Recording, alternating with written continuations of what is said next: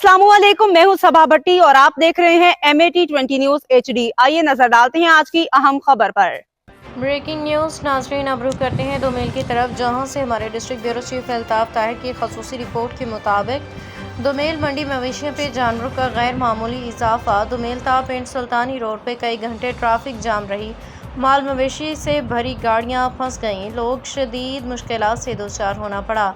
मंडी इंतजामिया ट्रैफिक बेबस दिखाई दी, पुलिस एहलकारों ने जाम ट्रैफिक को बहाल कराने में फ़ाल किरदार अदा किया। दोमेल मंडी का शुमार पंजाब की मशहूर मारूफ मंडियों में होता है, जहां से कैटल मैनेजमेंट को सालाना करोड़ों रुपए की आमदन हो रही है।